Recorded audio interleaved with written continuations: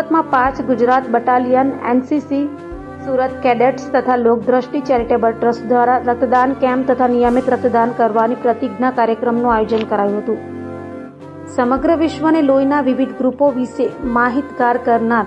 વૈજ્ઞાનિક કાર્લ લેન્ડસ્ટેનરના જન્મદિવસને એટલે કે 14 જૂનના આજના દિવસે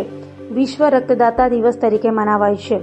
5 Gujarat battalion, NCC, Surat cadets તથા લોકદ્રષ્ટિ ચેરિટેબલ ટ્રસ્ટ દ્વારા 14 જૂન વિશ્વ રક્તદાતા દિવસની ઉજવણીના ભાગરૂપે શહેરના અડાજણ વિસ્તારમાં આવેલ રેડ ક્રોસ બ્લડ બેંક પર રક્તદાન કેમ્પ તથા નિયમિત રક્તદાન કરવાની પ્રતિજ્ઞા કાર્યક્રમનું આયોજન કરાયું હતું, જેમાં બ્લડ બેંક તથા સંસ્થાના પ્રમુખ ડોક્ટર પ્રફુલભાઈ સિરિયોયા, જેઓએ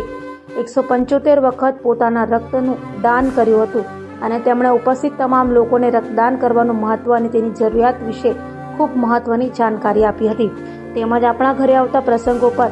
રક્તદાન કેમ્પનું આયોજન કરી મનુષ્યના જીવનરૂપી રક્તનું દાન કરી પ્રસંગોને યાદગાર બનાવવાની પહેલ કરવાનું સૂચન કર્યું હતું. ત્યારે રક્તદાનની ઉજવણીના 20 વર્ષ રક્તદાતાઓનો આભાર થીમ પર ઉજવાતા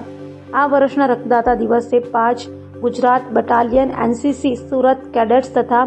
લોકદ્રષ્ટિ ચેરિટેબલ ટ્રસ્ટ દ્વારા રક્તદાન કેમ્પનું આયોજન કરાયું હતું. આ કેમ્પની સાથે ઉપસ્થિત તમામ કેડેટ્સ તથા સંસ્થાના સ્ટાફને પ્રોગ્રામ મેનેજર હિરેનભાઈ ગજેરા દ્વારા નિયમિત સ્વૈચ્છિક કરવાની પ્રતિજ્ઞા પણ લેવડાવાઈ હતી. સુરત શહેરની કુલ 5 જેટલી કોલેજોના છાત્રોને